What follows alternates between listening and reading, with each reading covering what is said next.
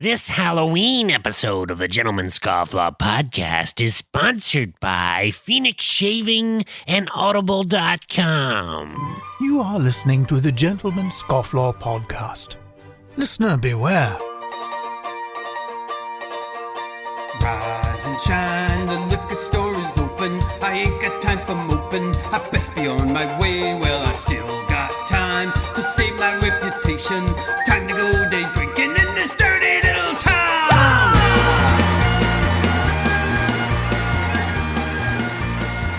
Happy Halloween, everyone. Welcome to the Gentleman's Scofflaw podcast, the podcast for the rebel and the Renaissance man. I am your host, Jordan Crowder, and with me in person, as usual, is the Donovan Fowler. Yep. And all the way up in the Great White North, which is Canada, in case you didn't know, is our good friend Johnny Boy. We're haunted with snow. How you guys doing? Not yet. No snow yet. Good. No snow yet? No snow yet? Oh, I'm surprised. It always comes like right around Halloween up there, and then it sucks for trick-or-treating. No. We're supposed to have 18 degrees in the next couple of days. Oh, no. Well, that's Celsius, though, right? That's Celsius, so that's comfortable Fahrenheit. Nobody cares. Before we get into this episode, let's start off a little bit of housekeeping. What do you got there, Donovan? I got a Voodoo Ranger IPA. Oh, which nice. Is, let's see, who's the maker of this? New Belgium. Oh, nice. Yeah, I've had it before. It's pretty good. What do you got there, John? I've got a St. Ambroise apricot wheat ale. Oh, nice. Fancy on us. And here I have got the KBC pumpkin ale, which is kind of like it's kind of become a tradition the last few years. I get it every year. So here we go. You know what I did with this bottle of beer? I took it out of the fridge on the way here. Well, before I came here, and of course it's like an hour-long car ride. So I just stuck it in my Yeti. I literally just used my, it all fit in one. The bottle fit into the Yeti perfectly, and it kept it pretty well chilled. So That's it's cool. Not only a good advertisement for Voodoo Ranger, which is very tasty, but also Yeti. I should be using my Yeti cooler right now, but I'm too lazy to go to the kitchen and get it. And I am koozie. I meant to say koozie. I am smoking now this is going with my costume here. I'm smoking my Missouri Meerschaum General MacArthur pipe. Yeah, you look like you're overcompensating for that that loss to North Korea. Well, little people. All you history he buffs actually out there. had this pipe. This is a replica, obviously not his pipe. Custom made. It was kind of his signature. He wanted to have a signature thing. And it's the size. It's a full cob. I would almost say that most people, I think, if you asked, probably not millennials, but like most people up until a point were associating the Missouri Meerschaum with the corn cob with Douglas MacArthur. Yeah, with Douglas MacArthur. Either that or Frosty. All right, and I am smoking. Hey, wrong season. I am smoking Sleepy Hollow, which is a custom blend from a little pipe shop, and I forget the name of the shop, but it's good stuff. I'm gonna do that right now. Get that lit up. Oh man! Oh, you can hear it. There we go. So I am General MacArthur. Like burning leaves. I know. That's like really nice. Good stuff, isn't it? Takes me back those days when I used to burn leaves. Yeah, little pyro Donovan just running around. What do you got there? What are you dressed up as there, John? I'm trying to figure you out. I'm plain face McGee. Plain face McGee, all right. Yeah. It suits you. So he's wearing like a white, almost Phantom the Opera mask, and you got your pipe sticking out of it. That's cute. What do you got on there, Donovan? What are you supposed to be? I'll give you a hint. Uh-oh. Is this an S&M thing? Oh, it had to be snakes. Oh. Why did it have to be snakes? There you go. Han Solo. Get off my plane. Blade Runner. Get out of my wife. What lies beneath? Well, that's a good costume. That hat is very authentic. And later on the show, we got Vince Masciale. I never know how to pronounce his name, and I've known him for 3 years. Maybe some He biscotti. is a filmmaker and creator. He's the director of Fear Inc., which is a really fun horror comedy, and among many other things. We'll talk to him about that in a little bit. But John, since it's Halloween, let's go into some creepy stories, okay? Let's. I feel like this is a time to do that. If we're going to do it any episode, it would be this episode. Have you ever had anything happen in your life that was unexplained or just freaked you out? One time. Really? So my grandmother left her home and was in one of those old folks places, Like assisted living? like you see on 2020, and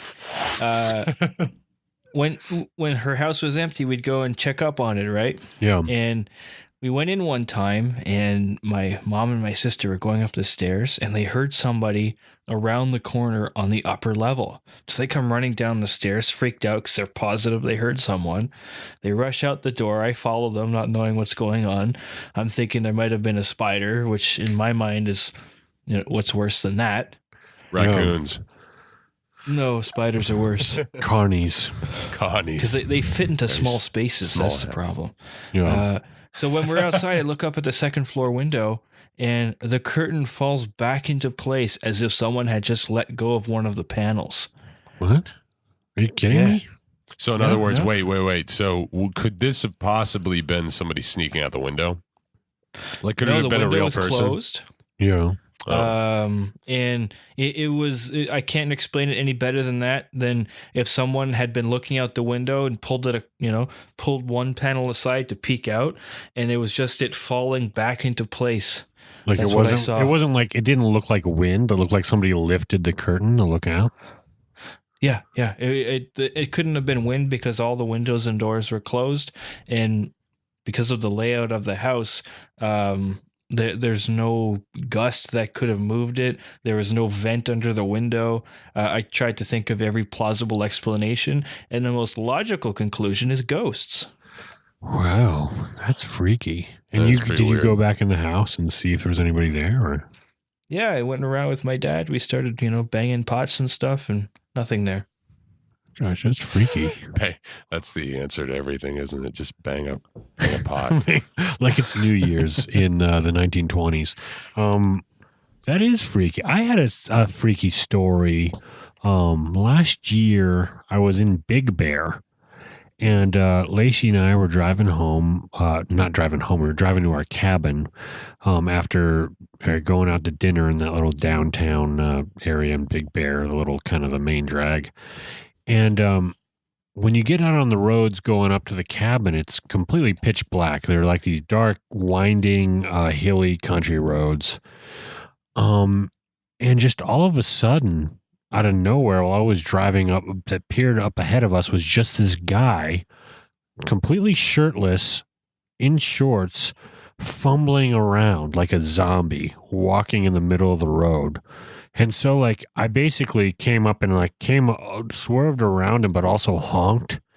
And so that he knew I was there. And it's like his face woke up and he just started sprinting forward, following the car. It was so freaky. We were actually lost. We got lost because I got our GPS stopped working or on the phone. I couldn't get a signal. And so I had to loop back around and go back to where we came from. And we came back up on him again. He was just in the middle of the road, walking just like a zombie in the middle of the road. And then by the time we got back, I didn't know where we were, and our cabin had barely any signal. I was trying to call the cops and say, hey, look, there's this random guy in the middle of the road. I didn't know where it was because we were lost. I didn't even have a signal to call it in. So we have no idea what that guy was doing out at night. If he was on drugs or if he was The Walking Dead, whatever it was. It's pretty freaky. Sounds like I just peed myself. You just peed yourself? sounds Yeah. like a good old case of angel dust. It could have been. It was a big bike festival in town in Big Bear, and I wonder if he was a biker or so, a cyclist that got off the path and Perhaps a cyclist maybe who he was lost his way. dehydrated. I don't know what it was. It's freaky. Isn't that weird though? How people can become dehydrated and they do the craziest things. You I know, know. mean, It you didn't know, even seem like he was like there was a person in him. Like it seemed like Yeah. he was like soulless. It was crazy. we should try to find this guy and interview him on the podcast. We should. Sir, do you have a soul? Yeah. And are you still dehydrated? Have you guys seen this circling around this week on the social The media? interwebs. The new study that shows brain activity after death. That's Yeah. actually, you know, if you're aware of a little gem called Source Code, Yeah. the movie, that's the whole premise of that movie. Or isn't it like what's that movie that they remade, the old Kevin Bacon one? Hollow Man. No, the other one. The other one. Footloose, No, the one that's like they all die. Flatliners. Flatliners. Oh yeah. Oh yeah. Yeah. Yeah, When I you don't remember die, this being mentioned in you the know article. you Did are it say dead. how long after death that occurs? I think it's pretty short afterwards, but I mean, you read old like accounts of people like getting Out-of-body beheaded experience. Oh right. and Yeah. seeing like their face still making expressions and their eyes Marie moving and Antoinette. stuff. Marie Antoinette blinked at the crowd Yeah, that several was it. times. That's what I was And then thinking of. one doctor, I think, actually he got sentenced to the guillotine. And he was like, "Oh, I'm going to make the best of a bad situation here, and have my like assistant see if my head's still alive afterwards." And apparently, it made a very convincing face and blinked a couple of times, but that wasn't. But did they enough. agree on the face before it happened? No. Well, he Because said I feel he like said that would he be the only thing that would help I prove think he it. said that he would blink like a couple times, but to me, I'm guessing that your brain is going into shock at a certain point because you're losing so much blood, and I don't think you'll have full control of your facilities. I don't know. That's So to freaky. speak.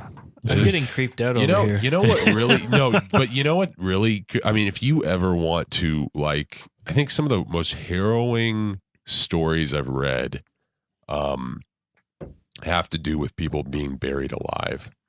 Oh yeah, That is like, that's the, like, they'll dig up coffins Yeah. and they'll exhume bodies and they'll find like scratches in the inside of the coffin, and they'll Yeah. find their fingernails torn out, or they've dislocated their shoulders, and they've ripped their faces off because they I mean, you're in darkness, you wake up, you have no idea where you are, there's no air, Yeah, so you basically just panic to death. that's Well, insane. why would you rip off your own face? I don't know. I guess it's insanity. I mean, you would go It seems like insane. a bad idea. It does. It seems counterintuitive. I mean, I understand the claw marks and dislocating your shoulders and like maybe getting hit But in the think about like face because you're ripping, trying to ripping sit your up hair and out hit or yourself. something like that. You know, Yeah. like if you go mad, then you know you pretty much start doing all sorts of weird Does stuff. anybody rip their hair out when they go mad? Or is that just in cartoons? But ask Bruce Willis Yeah. and Vin Diesel and Jason Statham. Oh man, that's crazy. It is. It's very freaked out. creepy stuff, and it makes me like you know, they used to have like specifically they used to have like little devices in graveyards where you could like ring a bell if you were buried alive. Like they would have a string that went down a tube into your grave, and it was attached to a bell.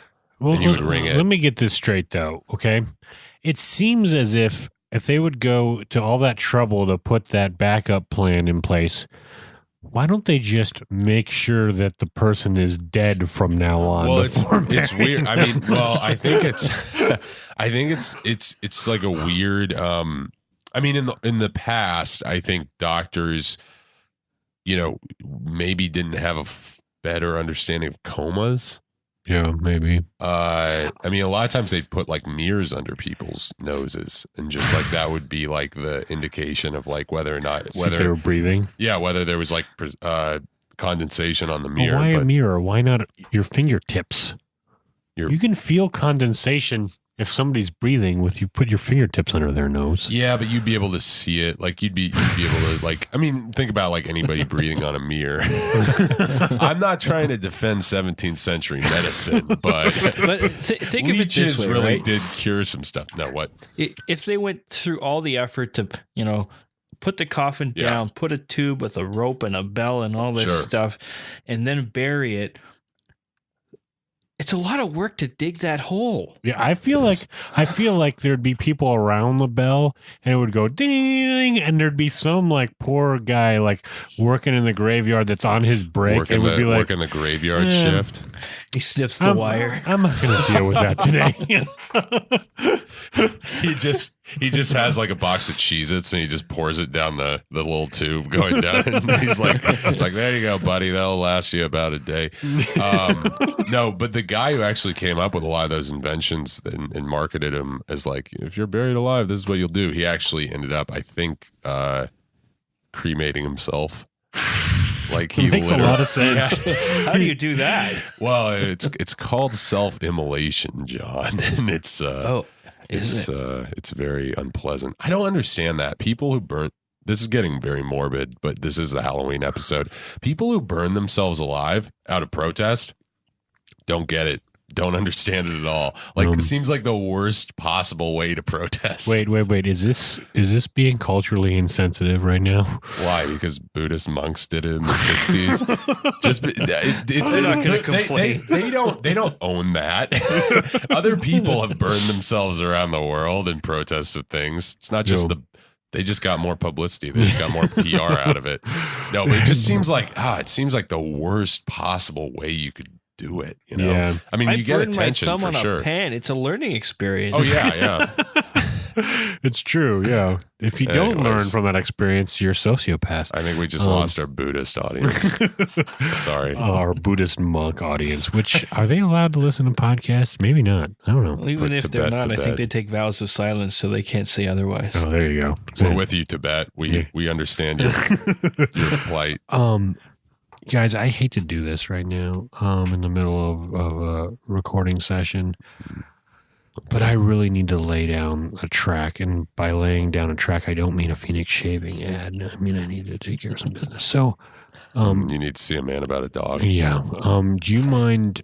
It's very unprofessional. Mind just taking over this next segment? Will I go do that? Oh, man. Okay. Well, wait, what's the segment? Like, do we need to know anything about this? Oh, yeah, it should come along. I'll hit it right now, and it'll start, and I'm going to run to the bathroom. Okay. Interview with a vampire. So, in Jordan's absence, it looks like we have, given that this is a Halloween episode, John, and it's supposed to be spooky and themed. Yes. We're gonna up our diversity quota today with guests. We're gonna have an actual vampire on, which is my goodness, specific demographic that we have not quite explored. And here we go. He just guys. I didn't see him. I literally, the curtains just kind of flew up, much like your story, John. Hello, Johnny boy, the Don. Hey. I am Vlad the Vampire, and I am very thankful for you having me on your show. Can I just ask, have you been haunting any houses in Canada? I have not. It's a little. So it wasn't you. Yeah, it's a little far away for me, and Justin Trudeau is not very friendly to vampires. Did you say what your name was? I'm sorry, I wasn't paying attention. Yes, it is Vlad. Okay. Vlad the Vampire. just Vlad. Okay. Vlad. It was good to keep anonymity up. That is my name. I am actually descendant from Vlad the Impaler. He is my grandfather is Vlad the Impaler. So how old does that make you? Because he was like immortal, right? It makes me hundreds of years old. Okay. Okay, so you're... Is that why your accent has, how shall we say, somewhat modified? Yeah. Well, sounds a little like Super Mario Brothers as opposed to maybe Transylvania. Super Mario, I'm a big fan, but yes, I see that is a common misconception. Okay? I mean, granted, you wouldn't have been able to go outside as a child, so I'm sure you had to keep yourself occupied in the coffin. Yes, but the things have changed for vampires. I living as long as I have traveled around the world, and as you travel, you pick up accents from different places. I also do sometimes the impressions. any specifics that you want to, do you feel comfortable getting into You that? want me to do the impressions? Sure. I'm yeah. ready. Okay. I can do a Bill Cosby, very popular in America. Okay. Yeah. You know what? That's very topical right now, and you could, you could do I that. watch the reruns at night. I get the cable pumped into my coffin. Yeah, you get that the Huxtable family and everything. Yes. Okay. All Okay.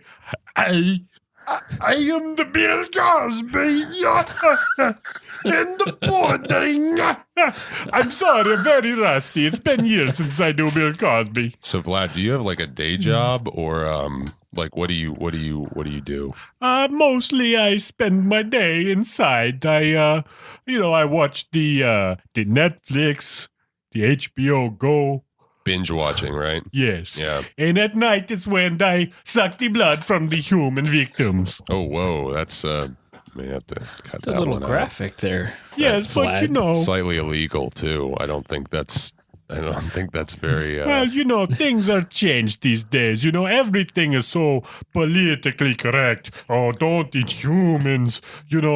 I say, make America great. Okay. Whoa. Okay. You're just pushing all sorts of buttons. So let's stick to the script here. So obviously it's Halloween time this year. Yes. And as being a vampire, you must be relatively busy. What keeps you occupied these days? Well, it is very good time of year to suck the blood because so many people outside trick-or-treating. I can just, grab one and nobody even knows because they're all in costume. Well, this is uncomfortable. This is very odd. Trying to get Glendale PD on the phone here. I guess you know what? Hey, Vlad, can you just take your headphones off for a second? Well, John and I just have to talk about some podcasting stuff. Okay. It's nothing big. Okay. Yeah, just hey, John, this guy is I think we need Don't to turn your back. Don't turn your back. I'm not on going to him. turn my back on him. I may have to stab him in the heart with a stake if Jordan Make sure has it's one silver. of them around No, here. that's for werewolves. No, I'm pretty sure. Oh, right. Yeah. It just has to be wood for vampires. I'm going to keep going with the questions, but I guess I'll just call Glendale PD to come here at the end because he's creeping me out. All right, Vlad. You do know I can hear you even if I take off my headphones, right? I should have told you to plug your ears. And you know what? You're actually a little. Could you get off me, bro? I mean, this is a little bit uncomfortable. Yeah, Buy him I dinner don't first, know how man. things. I don't know how things are in Transylvania, but I must say, here in this country, the Don Juan Oh, Don Juan Marco. You see that movie? he's touching. Why you're touching your? You seem to be touching your chest in a very odd way. I don't really.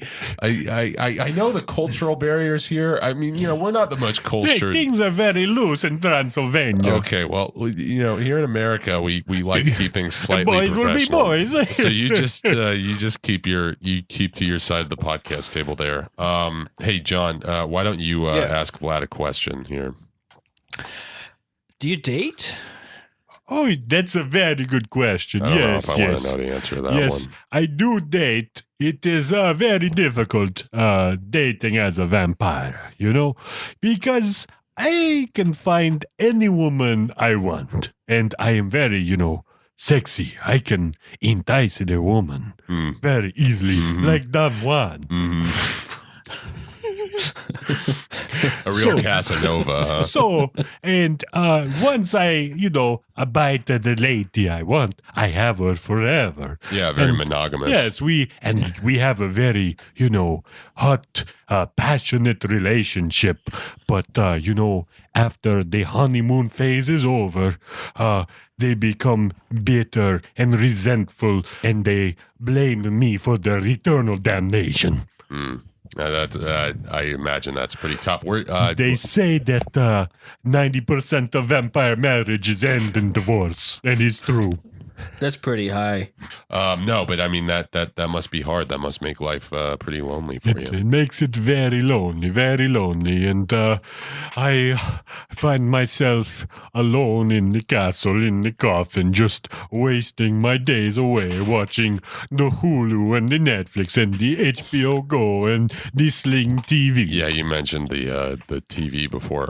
Well, you've got to have friends though, right? I mean, you got Facebook, you got Instagram, you got the Twitters. It's social media age. You can make friends even from a coffin. The problem is I can only be friends with the monsters, and the werewolf is bully.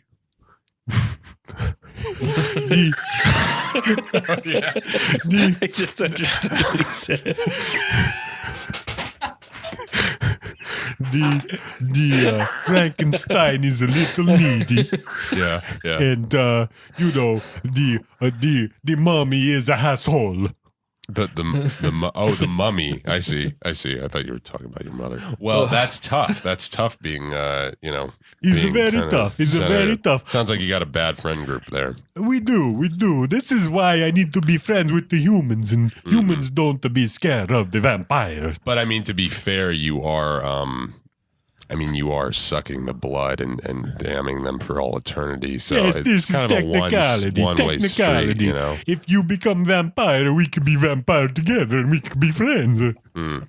Interesting. That's What is that you got there? Let me. That is very nice T-shirt. What are you talking about? It's very nice costume you got there. Yeah. Well, Donovan. I mean, if you have Hulu, then you can watch, Indiana Jones. Raiders Let of the me Lost check Ark. the tag on the jacket, see what brand it is. I don't. Garlic bread. Get the garlic. Should I send some towels? Lad, I don't know what the. Thank you, Donovan. I am going to go smoke a cigarette now. You guys might have a wanna happy shop back that Halloween. I feel violated. I'm trying to stop this blood loss right now that's slowly leaking from my neck, but let's go to a little segment that we like to call Listener Mail.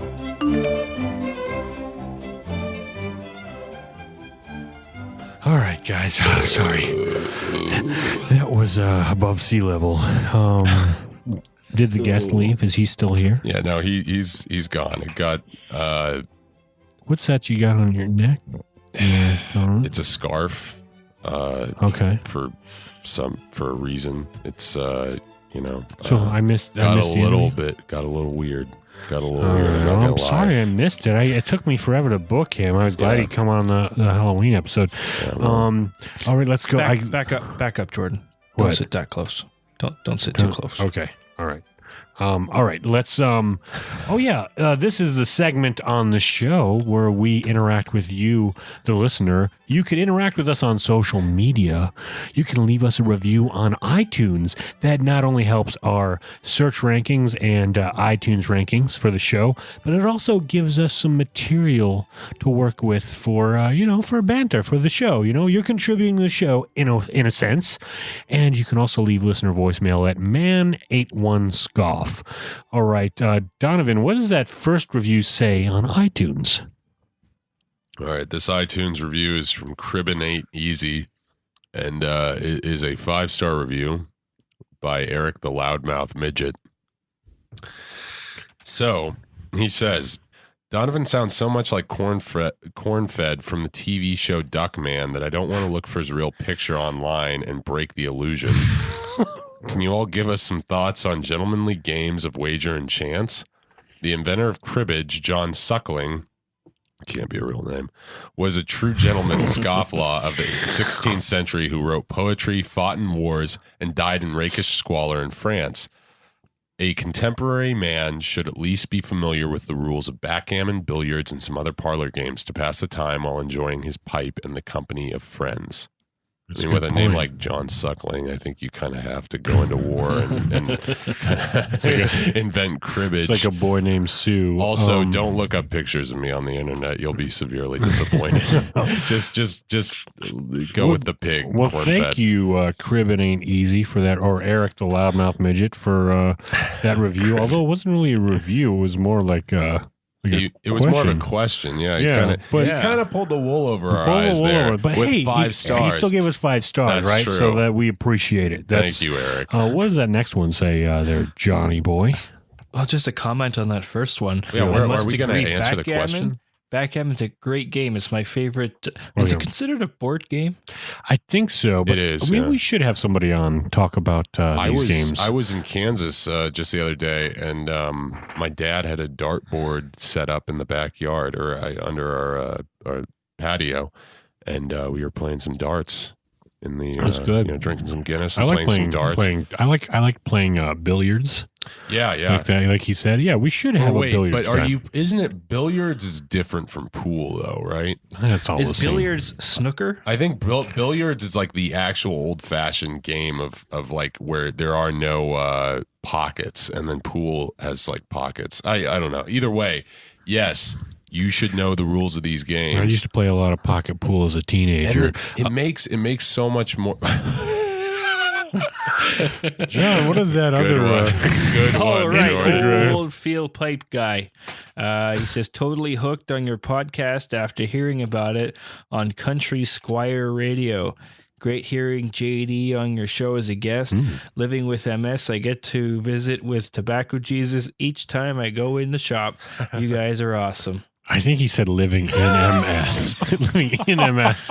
Meaning Mississippi. Much better than Sort what of I like- said. That would really when suck. you read that, I was like, wait, why would Living somebody with MS? Yeah. That would be. Well, a lot of people do, and I feel Yeah, for them. but it And would tobacco helps. change a different. It would take a different tone, I think, of this interview. All right, we also got listener mail from Man81 Scoff, so let's play it here. Cue it up. Hi, yeah, this is Louie. Big fan of the show. My question is for Donovan the Don. I noticed you just joined Instagram. Welcome to 2014. I mean, my mom's been on it since then. Jeez. Anyways, my question is, I saw you posted a photo of 18-pack large eggs from Lucerne Farm, and half the eggs are missing. And my question is, are you going to be a real dirtbag and throw those at little kids this year? I really hope not. When I was a little kid, I got egged really hard. And then everyone laughed at me, and even Jenny Kabaskian, who I had a huge crush on, wouldn't talk to me anymore. So I just hope you're not going to do that, Okay, guys, thanks. That's my question. Love the show. Have a good day. Louis. See, this is why I didn't want an Instagram. I don't want my posts being poured over like this. But welcome to the 21st to century. answer your question, no, I was going to eat the eggs, but I was going to throw the beer cans at kids Oh, from the roof of my house. Well, that makes it all yelling okay. drunken, offensive things. So I don't know if Take that's off better. your mask. no, this is just I do that on just like regular days, even in November. Just Thank you guys for all that listener mail. We appreciate all the feedback and the interaction. We are going to go to a quick break, and we'll be back with Vince, director of Fear Inc. yeah. Is that really what they call me, the Don? Now, this segment is brought to you by Audible.com. And for you, the listeners of the Gentleman's Scofflaw podcast, Audible is offering a free audiobook download with a free 30-day trial to give you the opportunity to check out their service. They're a great website, and if you like listening to podcasts, you like listening to audiobooks. And again, with this free trial, you can download any title you would like. I would recommend If at Birth You Don't Succeed, written by my good friend and friend of the show, Zach Anner. He's a hilarious guy, and he reads his own audiobook, which is rare. So that's a bonus. So download his book today. He's a guest of the show. You can listen to his book for free. Now, audiobooks are great. They work just like, listening to a podcast. If you like listening to podcasts, you like listening to audiobooks. Well, you're sitting there, cooking dinner, or you're, at work, typing some emails, or maybe you're stuck in LA traffic like I am, or maybe you're, it's a weekend and you're just sitting back and doing some Pinterest crafts that you've always wanted to do. that you've had there on your board, just waiting for you to tackle, you might as well listen to an audiobook while doing that. And people don't know that you killed two birds with one stone. You made an amazing Pinterest craft, and you listened to the book. Now, I don't know which of our listeners are making Pinterest crafts, but there are some pretty manly crafts you can do on Pinterest. So go to audibletrial.com/gentscofflaw to get your free audiobook download and your free 30-day trial today. You won't regret it. All right, I'm excited to have this next guest, a friend of mine, director, filmmaker. You might have seen his movie Fear Inc., available on demand right now. Vince, well, the way Siri says it is Masciale whenever I try and text you. But how do you say it, Vince? Is it Masciale? It's actually Masciale. Masciale? Okay. Masciale, Yeah. which is the Americanized version of an Italian name, which is supposed to be Masciale. Masciale. Okay. At some point, my grandparents or somebody in my family changed it to Masciale. So It's funny Masciale. how the like, especially the Italians and the Irish thought that they were getting away with that when it's like it doesn't. I mean, like what do you think? You're convincing somebody that you're French or British? Like, Yeah, it doesn't it's work pretty. like It's that, like guys. we got to make ourselves. We got to assimilate and make ourselves sound more American. Yeah. Although yeah. when you look at our names, there's no way you're going to be able to pronounce it. Exactly. Anyway. No, I say that. I'm not criticizing. I say that because my family went through the same thing coming from Ireland. Yeah. So. Oh, man. Yeah, of course. We don't know what they went through. Exactly. What is that? You got something in your glass there. What are you drinking there? I'm drinking a little homemade scotch that I got for my birthday from my Nice. parents. It's a little barrel aged moonshine turned to scotch. Really? So, That's yeah. interesting. I How does- wonder. So did you said your parents make that or you made that?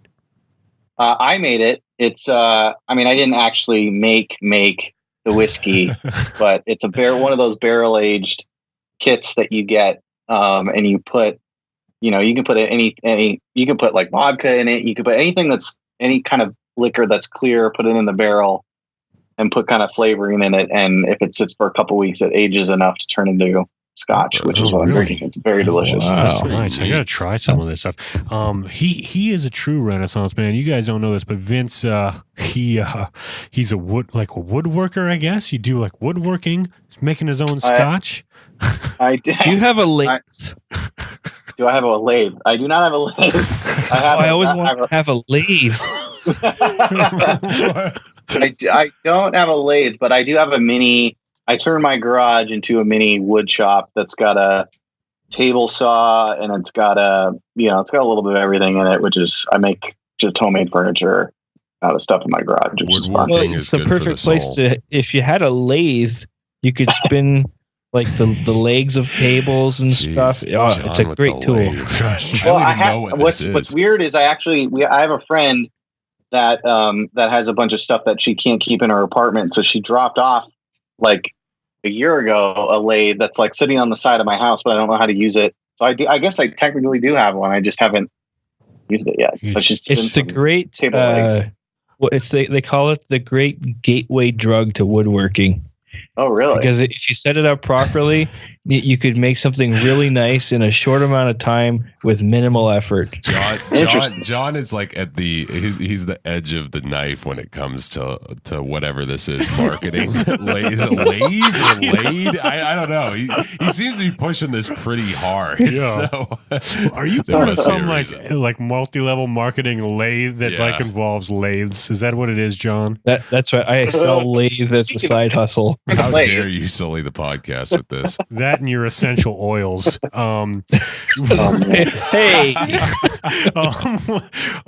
Yeah, and it's people. This is kind of a funny little fact.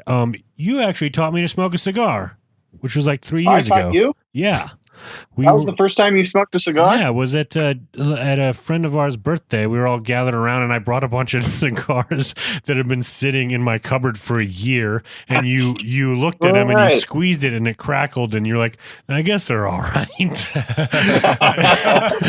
And and you showed me how to get it. They'll smoke. Yeah. So Have you smoked since? I have. I mostly got into pipes because I don't know. I thought I would enjoy that more, and I had one of my grandfathers, but I do every now and then now smoke incense. So what, Jordan? Recounting this experience, what did he pass on that you've retained? Well, you showed me how to like I guess.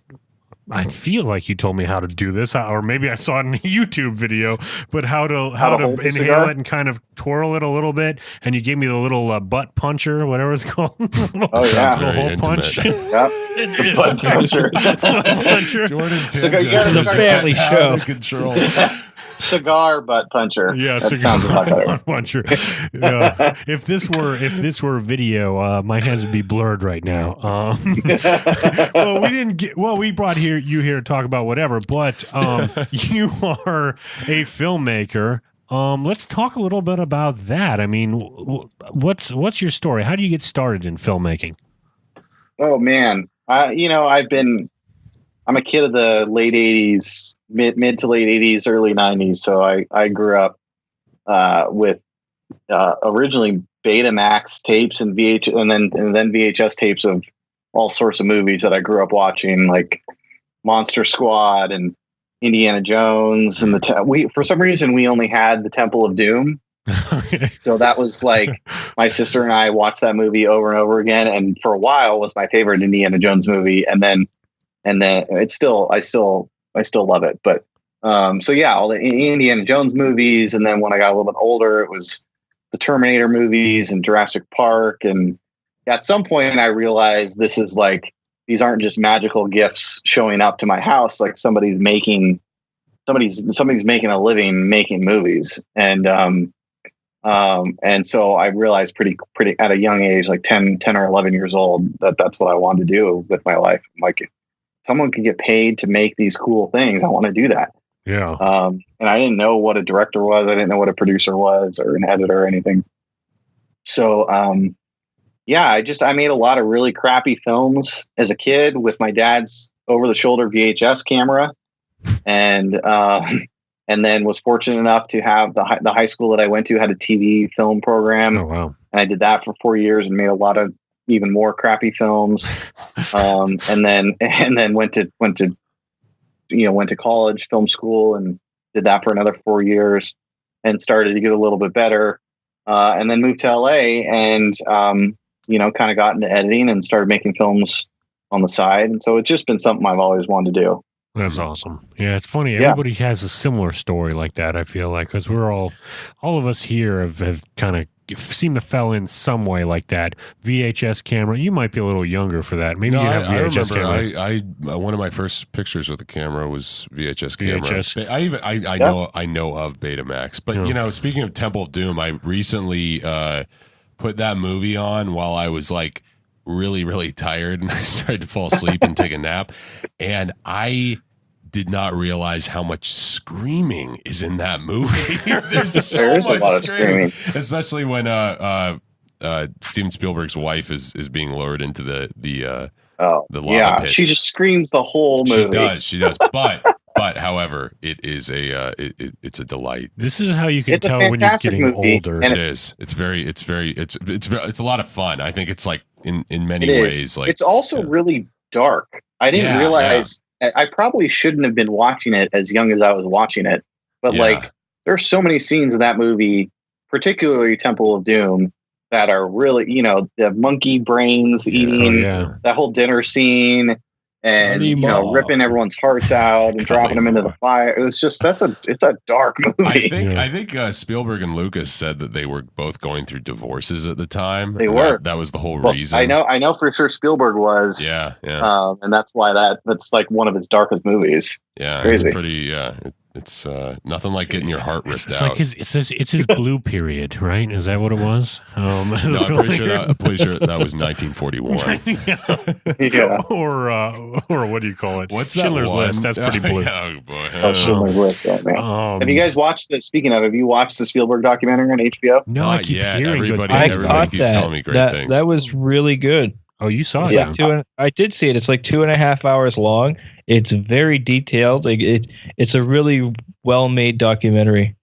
It is, yeah. As anyone who's a Spielberg fan, or we've all been touched by his movies at some point. It's really fascinating to see like an entire encapsulation of his career. And what really stands out for me was they were showing him film the scene in E.T. when Elliot's at the coffin thing with the see-through glass top, and Spielberg's right there below the camera, and he's telling him how to act every instant. And I had no idea that he was that hands-on. And so, well, especially with the child actor, and I've worked with kids before, and it's interesting because you can't. When I don't know how old, whatever that actor's name is that played Elliot. Henry Thomas. Henry Thomas. That's right. Good for you, John. He's like the Rain Man of movie how trivia. Old he was. Yeah. Yeah, that's good. Hey, I love that. Don't watch Gerald's Game. Henry Thomas does bad things. Oh, really? He's in Gerald's Game? Yeah. Oh man, I actually do want to check it out. But yeah, when you're directing actors of that age, you have to talk to them as you would an 8 or 9 or 10-year-old, and it's different than talking to an actor who's 30 or 40 or 50. So I did notice that part of the documentary when he's standing there, getting all excited and in his face and at his level, and he said, "Okay, now do it this way." And my senior thesis for college was a film called The Great Speedwell Caper, and it was this like heist movie starring 4 8-year-olds who rob this toy store to steal this really coveted action figure. It's a really fun little movie, and I had to turn myself into sort of an 8-year-old while I was directing these actors, because you kind of have to get to their point of view to a certain extent to get the performances you need. Oh, yeah. And to see how many movies Spielberg's directed with young actors is really interesting, Yeah, I'd like to see his movies with just him, like Eddie Murphy in all the roles, playing all the kids' roles, and see what that would look like. There'd be a lot. Well, of beard. You see in this documentary, you see him getting that excited as a little kid, and it's like, you bet that's the way he is on set. Yeah. Well, it's funny because I think time. there's that whole story of like how he discovered that little girl who, I mean, tragically, unfortunately died, but she was in Poltergeist, and he was walking around, I think, the studio, and she was out by herself, and he kind of went and sat down with her and asked her where her mom was, and started talking to her, and then eventually figured out that she was the right one for the part. But isn't that movie cursed? It's they say that. Well, they had real human cadavers, I believe, as like skeletons. I'm surprised that like they didn't know it at the time. That got by so many people. You know why? I think they were probably remnants, things you could get away with early in the Hollywood 70s stuff. and Yeah. 80s. They were probably like sold to the studios in the 1920s. They're probably like, when no people one's didn't doing know. anything with this Indian burial ground. Yeah. Let's put them in the movie. It's like, this one's Marilyn Monroe, and this one's Ricky Nelson. No. Oh gosh. That's what we call a segue. No, Didn't even try. Yeah, let's talk about Fear Inc. because we're talking about like kind of these old horror movie or the stuff that Steven Spielberg done.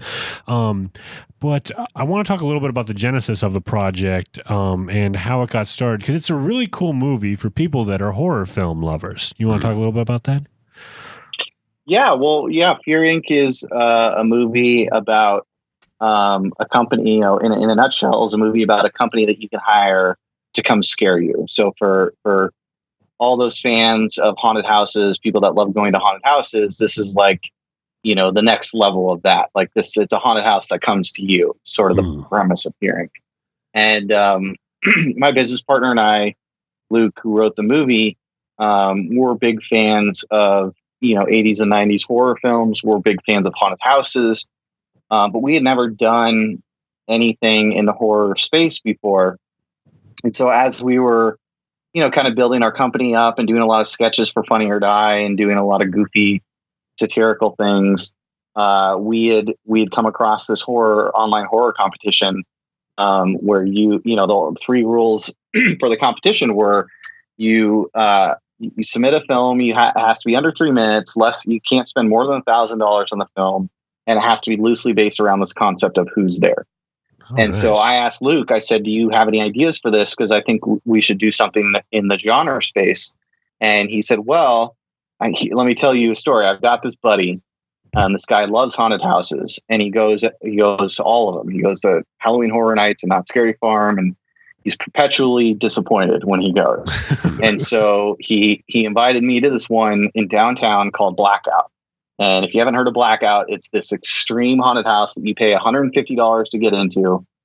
You have to sign a waiver because they could touch you. They can lock you in a coffin. They drag you through water. They can do all sorts of crazy Force stuff. feed you. This is, they can do all sorts of weird stuff. And you have to sign a waiver to get in. He asked Luke, do you want to go with me? And Luke said, no, I have no desire to go. A couple weeks later, and he said, how was Blackout?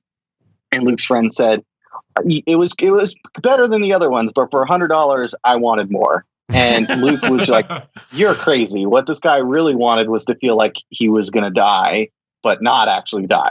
And so that's when he told me the story, and he said, what if there was a company that you could hire to come scare you? And I thought, that's a brilliant idea, A, for a company, but B, this would be a great idea for a movie. So we did a short. It was 3 minutes. We submitted to this online festival. We got in the top 5 at the festival. And oddly enough, one of the other films in the top 5 is a movie called Lights Out, which ended up becoming a big Warner Brothers movie that came out last year. It was a great movie. So we were in the top 5 with that film, the short film Lights Out, which is a great short film. Got a ton of YouTube comments. And everyone kept saying, we'd love to see this as a feature. So it was natural for us to develop it into a feature film, which is what we did. Wow. That's awesome. I feel like awesome. That kind of story is like, you hear that a lot about horror movies. There seems to be like this real supportive kind of community around it. And it's like, you get like immediate response if you put something good out there, Mm-hmm. Yeah. Well, I think what resonated, at least with the people that watched the short, and when we were talking to people about the concept for the feature as we were developing it, was this idea that, over the last 5 or 6 years, or maybe even a little longer, it seems like our society has become oddly obsessed with all things horror. Yeah. And this time of year is Halloween, so you see even more of it with all the haunted houses and. But like escape rooms are a massive thing. Zombie campouts are big things. Oh, and, gosh.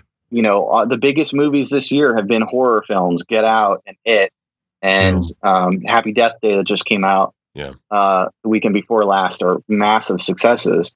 And so there's something interesting about we in Western culture live in relatively, for the most part, safe environments. And so there's something to be said about going to places where we get to experience a thrill. Yeah. And so this idea of being a thrill seeker and having enough money to hire a company to give you a customized, scary experience is not that far from reality. I think that's what people enjoyed about the concept of the film. Yeah. It reminds me of, have you seen David Fincher's The Game? Oh yeah.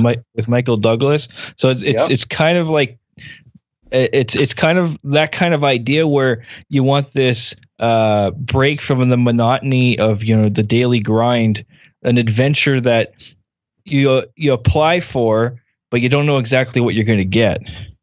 Yeah, well, it's funny that you mentioned that. The short opened up. We realized pretty quickly with the short that it was very similar to The Game in that respect, and a lot of the comments on YouTube with the short were, this is a horror version of The Game. We love it. And so with the feature, when we started developing that, we didn't want to go away from that concept. We embraced it. And so in the feature, there's multiple references to The Game and David Fincher himself, because we are big fans of David Fincher and The Game. And so, there's even a line in the movie that's like, have you ever seen The Game? That's what this is. And I remember that. Yeah. Which is, we wanted to acknowledge that that's what this is. It's a horror version of the game. Well, the whole movie feels very much like a loving homage to other horror movies. I mean, there's so many.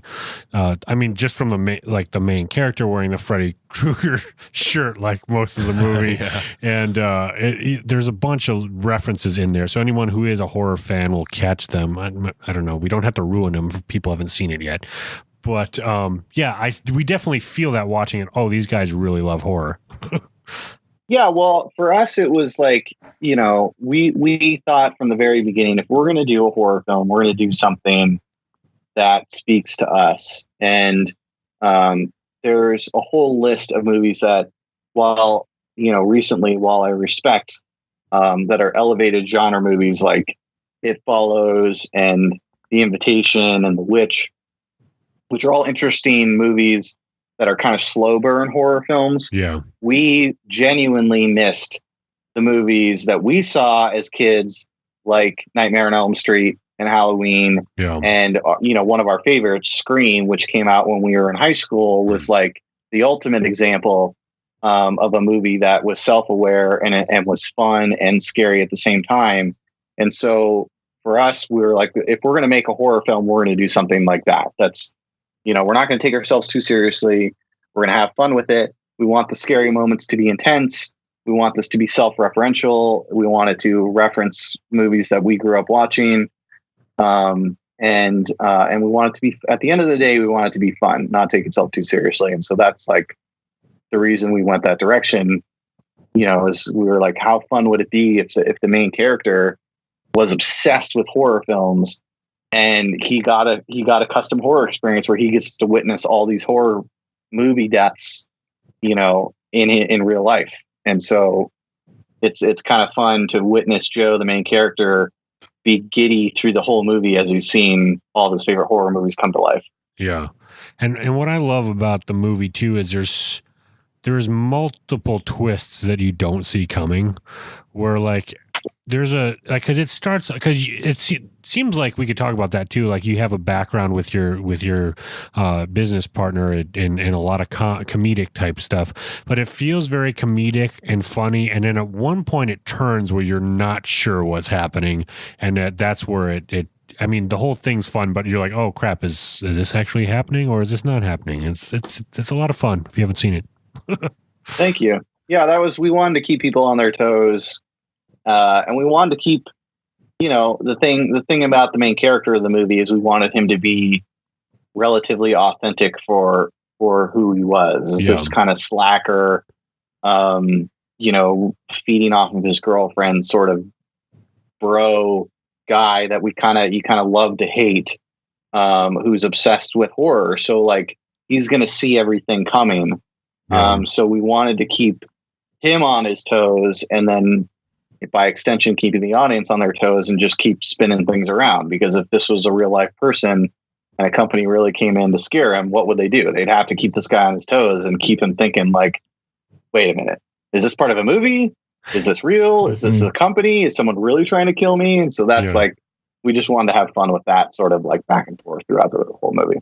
What I like is you've got a good cast of characters in the company that put on these kind of, I don't know what are they called? Scares? These custom haunts or what? I don't know when you would refer to them as. But one of the actors in this is a guy that's a huge part of my childhood, Patrick Reyna. Patrick Reyna, yeah, who was in Sandlot, which is one of my favorite movies of all time. Ball like a girl. yeah. And first, you're killing me, Smalls. Yeah, so many great lines and a great child actor and still great as an adult. But I want to hear about that. What was it like working with that? Was he a part of your childhood too? Is that it must have been fun. Absolutely. I think everything that Luke and I do, at some point, we've got to pull in somebody that we grew up watching, which is just like, like we talked about, grew up in the 80s and 90s. And so, yeah, for sure. Sandlot was a huge part of my childhood. And if I was, 12 years old, if you told me when I was 12 that I'd get to be directing Ham from the Sandlot, I'd laugh in your face. So it was a random, sort of like, we hadn't cast that role yet. We were still casting the movie, and we were getting very close to shooting.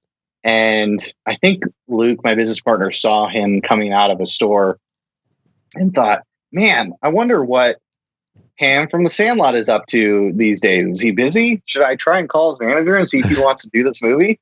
And that's literally what happened. He cold called his manager and sent him the script, and he really liked the script.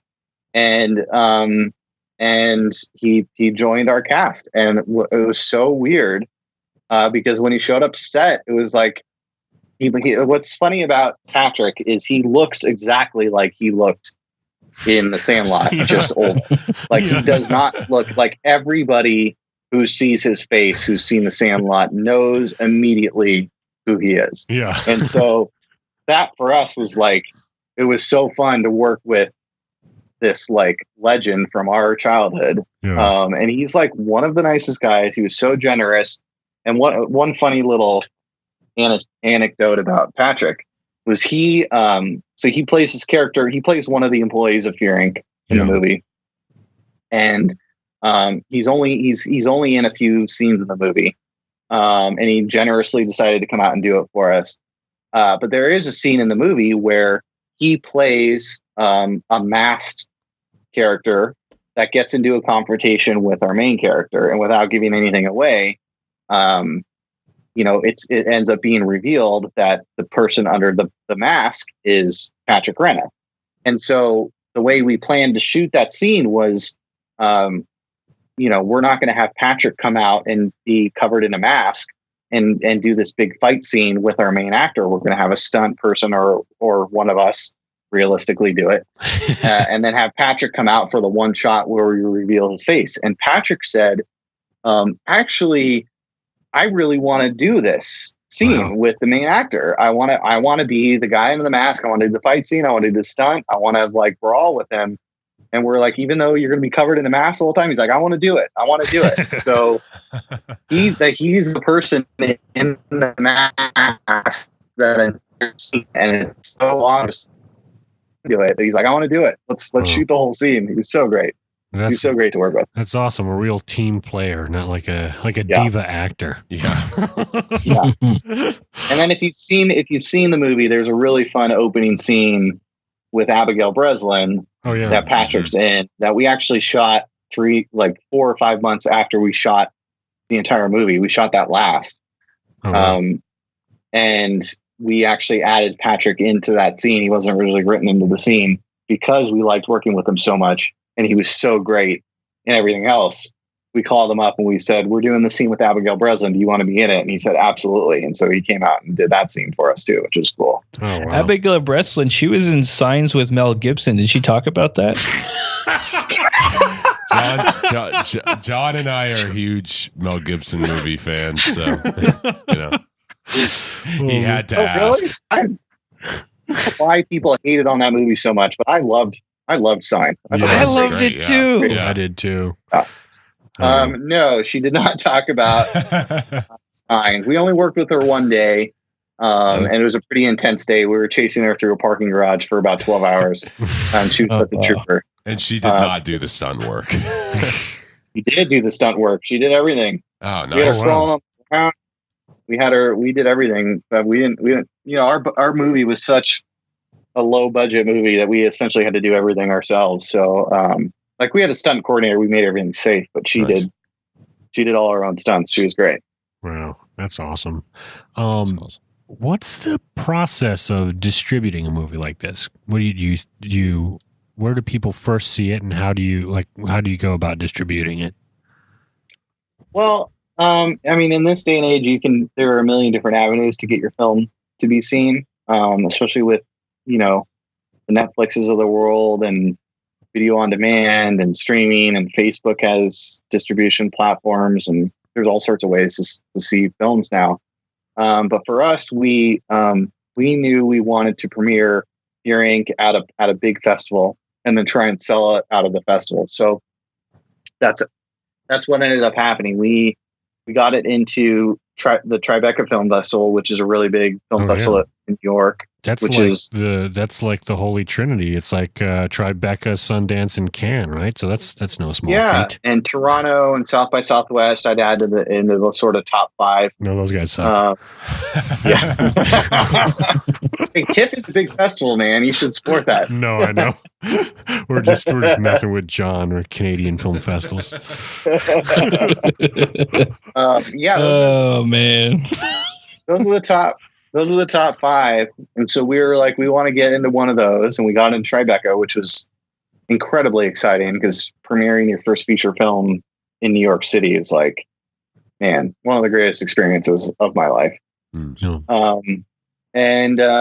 So we kind of, once it premiered, it did really well in Tribeca. And then we got, we had a sales agent on board, which is like, what you'd imagine an agent for an actor is, but for your movie. Okay. And their only goal is to sell your movie, and they get paid if they sell the movie. You don't pay them. So we had a sales agent on from CAA, which was really exciting that they came on to try and sell our film. Wow. And they helped us get a distributor on board for United States and Canada.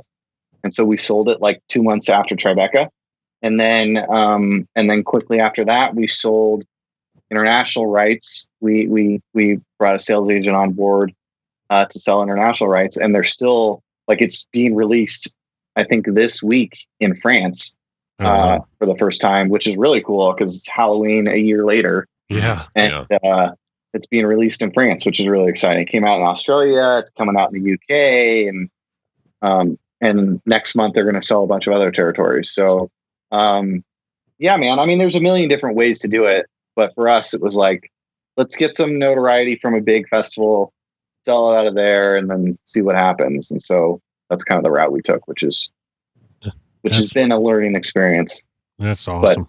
Well, super. Have you heard your movie translated in any other languages yet? I just saw the French trailer for Hearing, which is fantastic because they redubbed the entire thing. Really? And we weren't a part of it because it's so many steps removed. We had an international sales agent, then they sold it to a distribution company in France. And so I just saw the trailer pop up, and it's all the voices redubbed in French, and it's the best. It's amazing. I gotta find it and link it in the show notes here for people who you have to. It's like if you've seen the English trailer and then you watch the French one, it's I wish I could have been in the recording booth with the French actors doing the voices. It's so great. Gerard Depardieu keeps popping up in the background.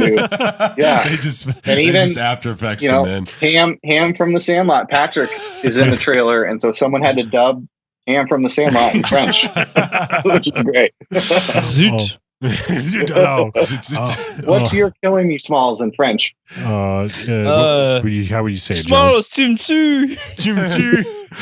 That'd be the French Canadian version of that, but and that's why The Sandlot was never translated for French. Maybe it was. I don't know. Did you learn anything as a first-time director on doing this? I mean, I figure you would, right? I mean, it's a huge undertaking. Especially for your first time. I didn't learn anything. No, of course, man. I mean, I learned a lot. It was until we sold the film, like Fear Inc. was made as independent as you can possibly get. Like nobody wanted to give us money to do it. So we had, we did the classic story of like, we pulled out credit cards and took out loans and had friends give us money. And eventually we had a couple of production companies who finished out our movie towards the end, but it was as independent as it gets. And so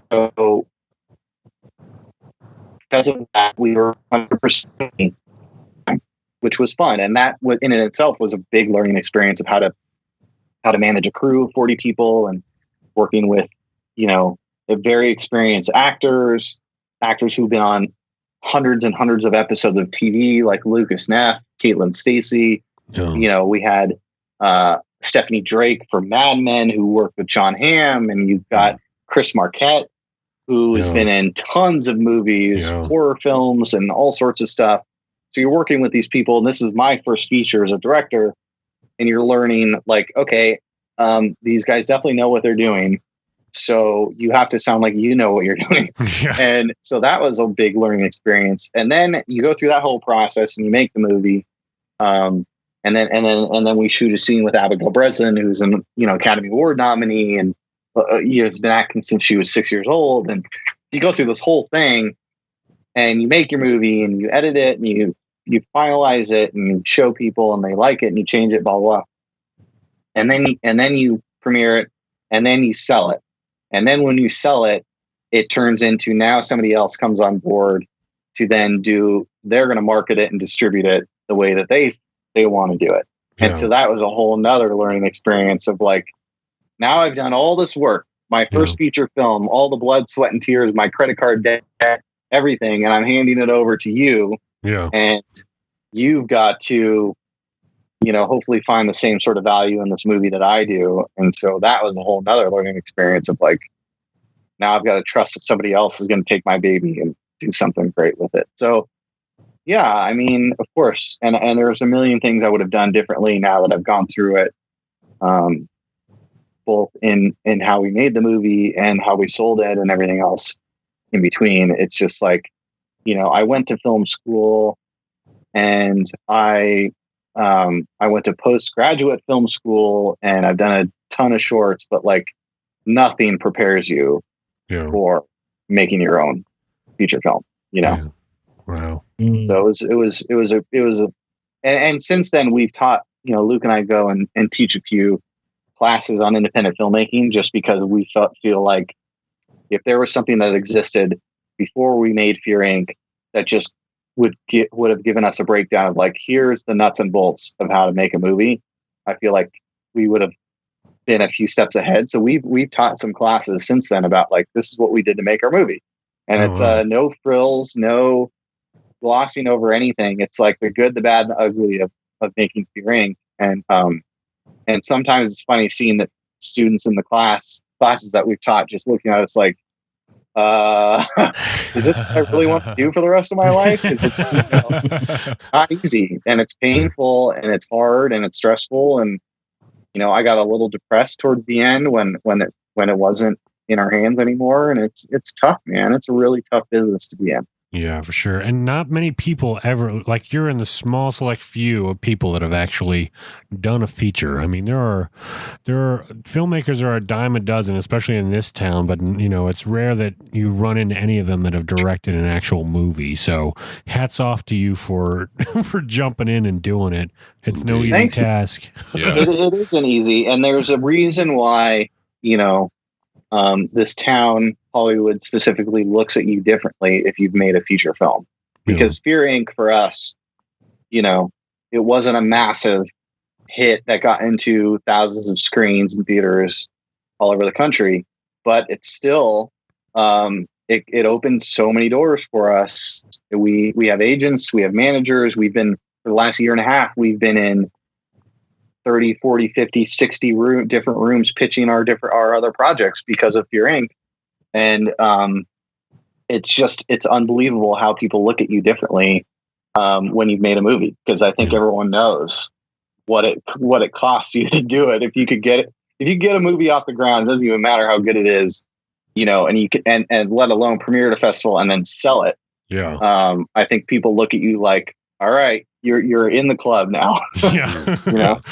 You've got the credentials. It's funny you mentioned Luke, which I don't know if you know this, but many years, and he probably wouldn't remember this, a few years ago he and I were in a movie together.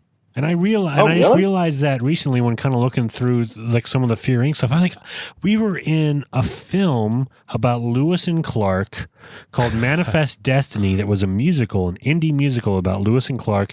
And there was this scene with, like, politicians in the town, and we were both politicians, and he was improvising. Hilarious. It was very funny, and I kept breaking. That's all I remember. I was like, oh, this guy's like, I'm totally stinking up this scene because I'm laughing at everything he's doing. So that's pretty fun. That's hilarious. Yeah, that's Luke's past was an actor, and started writing and kind of put the acting. He still acts every once in a while, but he became a writer producer and has found massive success in that, because he is like one of the funniest, if not the funniest person I've ever met. Yeah. He's like so hilarious and cracks me up all the time. So it's great having him as a business partner who knows that world, but also can take these relatively stupid ideas and put them on the page and make them into something interesting and funny. Yeah, for sure. So you guys are working. This Captain Carl's Institute for the Abnormally Insane. That piques my interest because you guys are both working on that together, right? Am I? Yeah. Okay. Yeah, no, that's right. Sure I didn't get it wrong. Captain Carl's Institute for the Abnormally Bizarre, which is a show, in a nutshell, a show about a haunted house, like the behind the scenes of a haunted house, which is not too far of a jump from Fear Inc. Which the whole concept for that is we ended up casting Daniel Stern. He plays Captain Carl, and he's the owner of a haunted house in Southern California.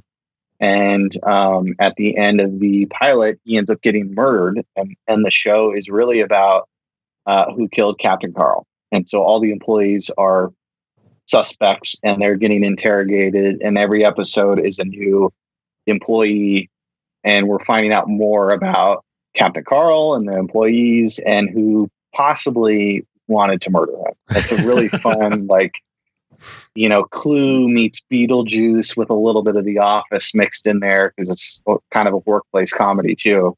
Oh wow! It's oddly enough, it was we after Fear Inc. we had a lot of momentum going into trying to get some shows off the ground, and so we went around town pitching this comedy show that had nothing to do with anything we're talking about right now.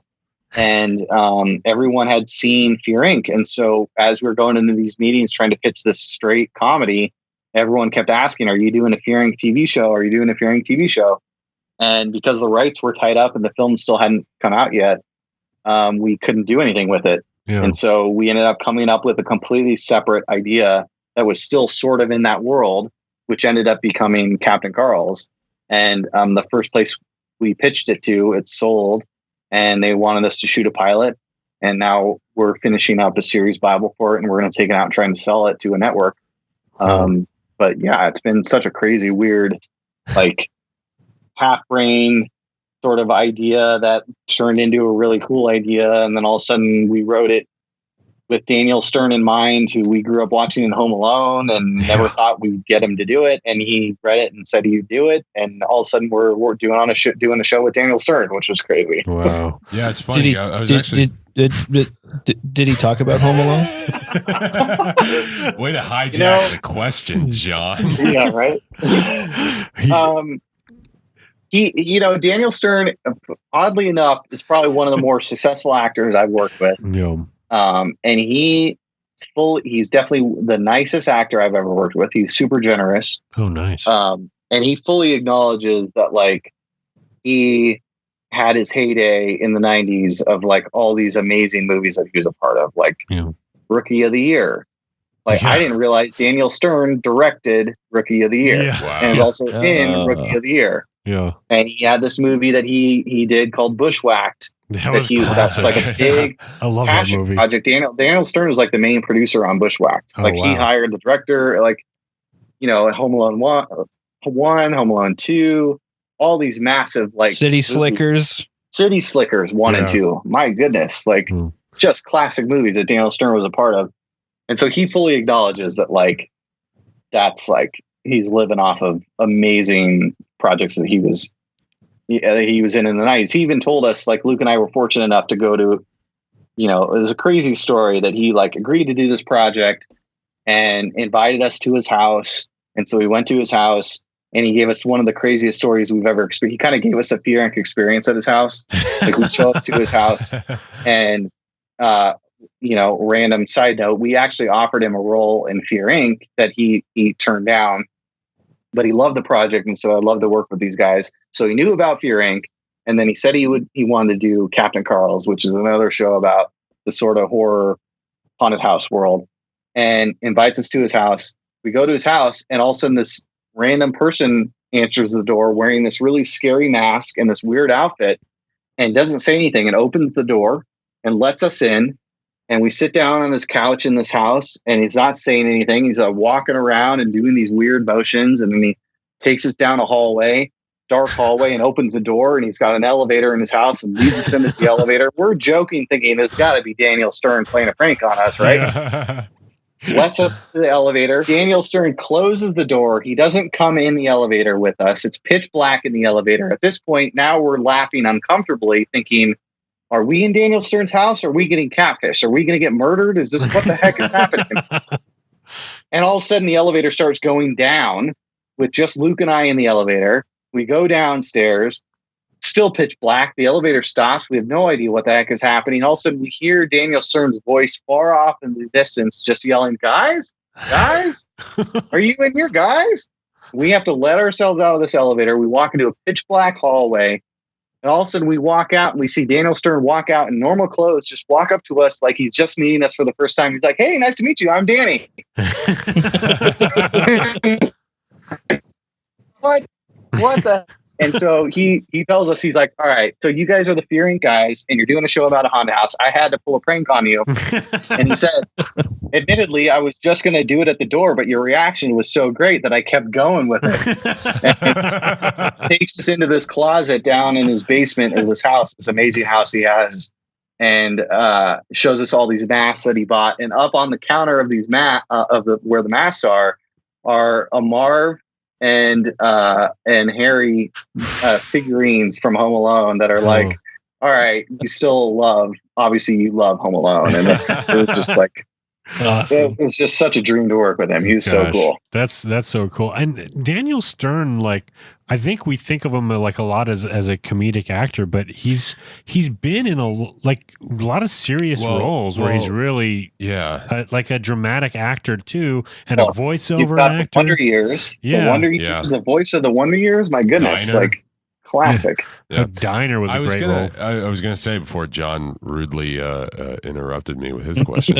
I was going to say that I was actually the other day, I was thinking about City Slickers for some reason. And the one part that I remember from that movie, like I saw it in high school, I haven't watched it since, but like the one part I remember is they're all sitting around the fire and he's talking about his life and how he married, the wrong woman, and then he got this sales clerk girl like knocked up at his grocery store, and he's working for his father-in-law and all this stuff, and just the worst possible situation you could kind of be in as far as like middle-class American.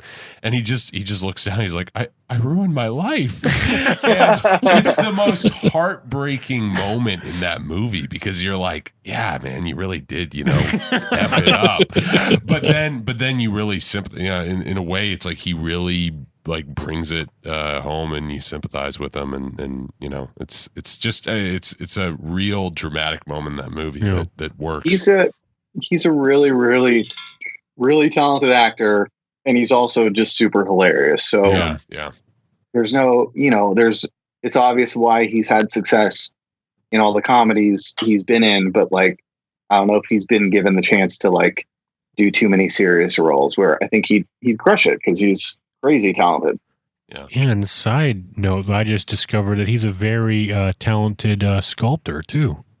I don't know if you know. He is. Yeah, you probably. Yeah, know. He's got. Oh man, I'm gonna mess this up. There's. I'm trying to remember what city it is. It's Southern California city. There's one in Monrovia. I don't know if that's one you're thinking of. Yeah, I think that's it. There's a sculpture that like is part of the city officially like deemed a city sculpture that Daniel Stern sculpted himself. Is it? He's a painter. He's a sculptor. He's a Renaissance man. Yeah. Yeah. Is it just Marv getting electrocuted? Not sure. Just with a fountain going around it. Oh man. Yeah. So where can people find Fear Inc. if they want to watch it? Yeah, it's available on pretty much every on-demand place that you can buy or rent movies. So iTunes, Google Store, Amazon. And then if you have a Hulu subscription, we've got a deal with Hulu where it's on there for a little bit. but it's a perfect Halloween movie and great time of year to, invite some friends over and watch it. Yeah, I think Vlad will be interested in that. Yeah, He seems to be quite the streaming customer. we'll have to tell him about it later next time he's on. I'll probably find it. Well, gosh, we talked a long time, Vince. I know you're a busy guy, but thank you so much for doing this. And we'll have to have you back on as you continue working on other projects. Oh, of course. It was on. Thank you guys for bringing me on. It was a lot of fun. A lot of fun chatting with you guys.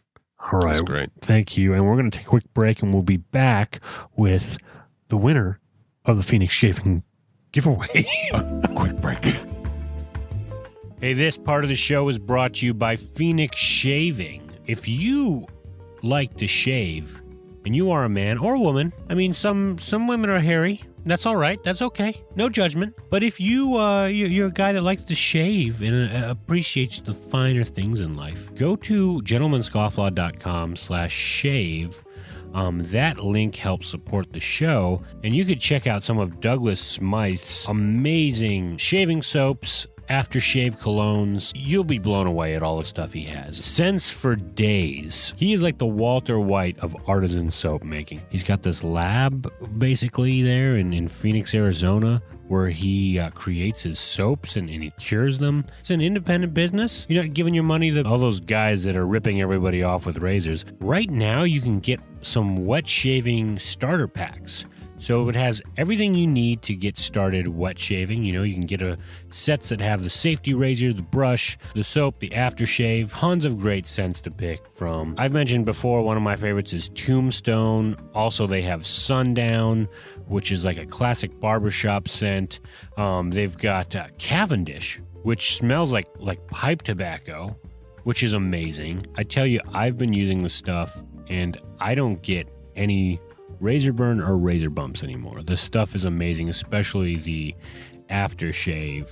It just removes all irritation, bumps, redness. It's like I've never looked so dapper in my life, and that's thanks to Phoenix Shaving. So go to gentlemanscofflaw.com/shave and stop being a slave to the cartridge razor shave. All right, coming to a close here. That was a fun interview with Vince Masciale. That was a great interview. Masciale. I always love when I'm dressed as Indiana Jones and somebody references Indiana Jones. It makes me feel very fuzzy inside. I know, it makes you feel very, very fuzzy. Tom Selleck was almost Indiana Jones. Yeah, Really? we know, John. Come on, that's like the oldest trivia in the book. That would have been a good cast, though, too, I think. I don't know. He would have had to get no.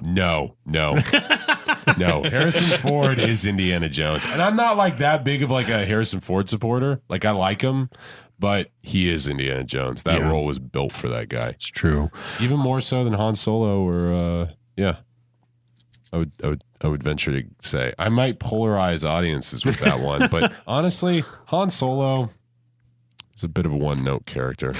You know what time it is, guys? Tool time. It's time to announce the winner of this week's Phoenix Shaving giveaway.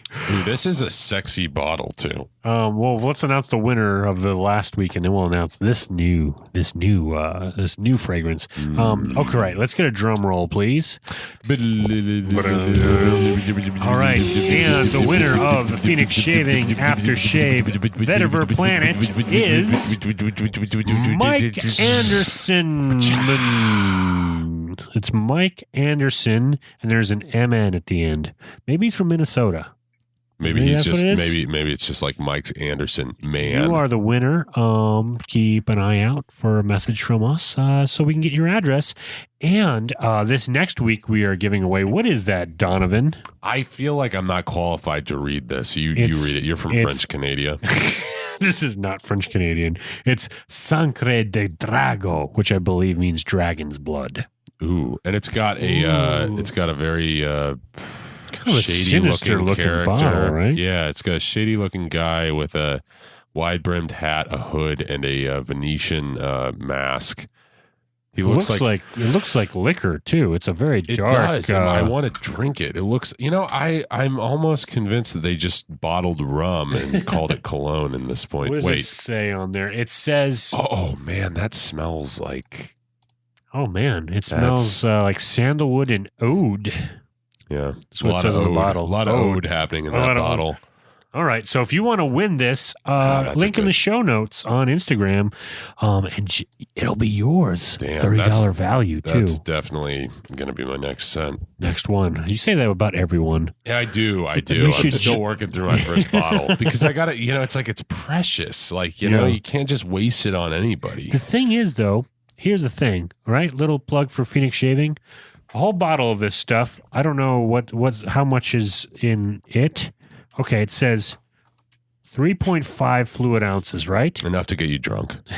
That, if you were going to buy cologne by, I don't know, Calvin Klein or something, you'd get what?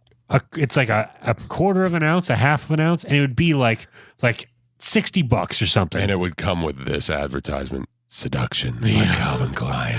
So this is a huge amount for only $30. And it lasts forever. I still have my bottle of Tombstone I've been using all year, and it's there's still a third of it left.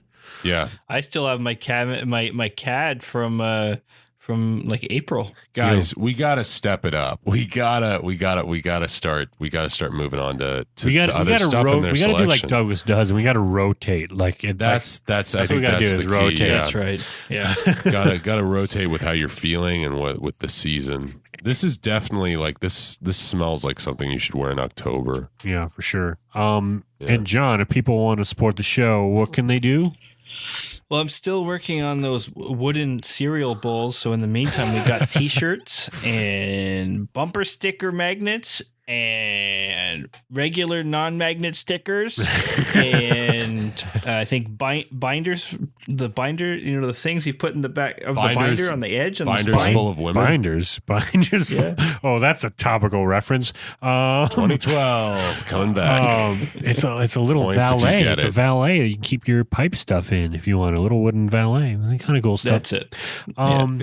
Yeah. So if you want to do that, you can go to gentlemanscofflaw.com, click the shop link. Also, you can support us on Patreon. We're posting lots of extras on there, things that get cut out of the show, things that if you're a fan of the show, maybe you want to help support it and get all these extra perks. All right, so you guys gonna trick or treat this year? Yes. Yeah. You betcha. You ready? But I only go to trunk or treats. I only go to the churches that have like cars pulled in. It in seems a circle. very creepy, trunk or treat. The whole concept. That's the point. I got to make my presence known in the neighborhood. They got to fear me. I got a trunk full of candy. I'm going to take all the Reese's peanut butter cups I can. Kid. Yeah, grab that one in the back. Here's a quick question, just while we're ending this. Yeah. What favorite Halloween candy? I just like the chocolate. Like I like the Snicker little mini chocolate bars. That's the worst answer. I just like the chocolate. Like the mini chocolate bars. Like chocolate. Yeah, I mean, that's like 75% of the bag is chocolate. If I were to pick something that you don't typically see outside of Halloween, is the rockets. The little. Oh yeah, here we call them rockets. Smarties, and Smarties are actually a different thing in Canada. Oh yeah, I used to like throw M&Ms. those at cars when I was a kid because they were so acidic. They gave me heartburn. What was the last age you trick or treated? Oh, my parents. I remember I had this killer Aragorn costume from Lord of the Rings, which makes me sound like such a nerd. But it, God, I don't know if I should have said that. How old were you? 21. No, I think I was in 8th grade, maybe 7th grade. No, Okay. 8th grade, because 7th grade I was Jack Sparrow. So okay, But they wouldn't let me trick or treat. I remember I had this costume all put together, and then they were like, "No, you're too old." And to be fair, to throw something to them, I think I was pushing 6 foot at the time, and I was tall for my age, and I think they were just concerned that like the neighbors would be like looking down on us for sending their son around. Funny to beg that for you food. say that, because you know when the last age was that I went trick or treating? 18. 20. Really? I was 20. The last Shame on time you. I went was with you, Jordan. Yeah, you were what, 21 then? Yeah, about that. Yeah, we both went. Would you go on your knees or something? No, I think what happens is after you get past a certain age, it becomes a veiled threat to people, and they give you candy anyway. That's it's the Larry. It's like in that Curb episode where Larry David, those two girls come up, and he's like, what are you? What are you, like 16? And they're like, no, we're 13. And then he's like, no, I don't think so. He doesn't give them candy, and then they toilet paper his house. We and get a write lot bald of people asshole. that would be like, well played. You deserve this. You're working hard for this. You're still a big kid at heart. But were you guys like dressed in intricate costumes, or did you? I Really went once as it? Anchorman, and I had full sideburns and and a fake mustache, Nice. and I was about 6'1" at that age. That would have been I would have been like what 17, 18. So it was obvious that I was not a little kid. I mean, you gotta corner the candy market in your neighborhood. I was the candy pimp. Yeah. All right. This is my corner, kid. You Get the hell out of guys here. enjoy. You guys have a good Halloween weekend, right? I will. You guys too. Happy Yeah? Halloween, everybody. Happy Halloween, everybody. And you are a gentleman in a scofflaw, my friend. I said that to Donovan. Ditto. You are a gentleman in a scofflaw, my friend John. Hey, you too. And you guys have a happy Halloween. Whoa, who let Vlad back in the room? Oh my gosh. Oh, hey, guys. no. Are you guys Vlad, done? No. Are you done? Not this way. No, Vlad. Did No I- means no. Did I miss the interview with Vince Masciale? Gosh, he's so annoying. This has been the Gentleman's Scofflaw podcast. Follow us on Twitter, Facebook, and Instagram. Subscribe on iTunes or your favorite podcatcher. Visit us on the interwebs at gentlemanscofflaw.com. Captain says his ice on the river. We ain't getting home if we don't break through. So damn cold, I can't help but shiver. Rise and shine, we got work to do. Hey!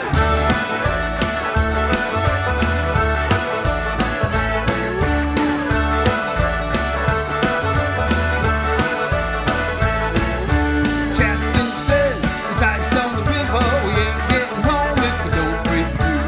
So damn cold, I can't help but shiver.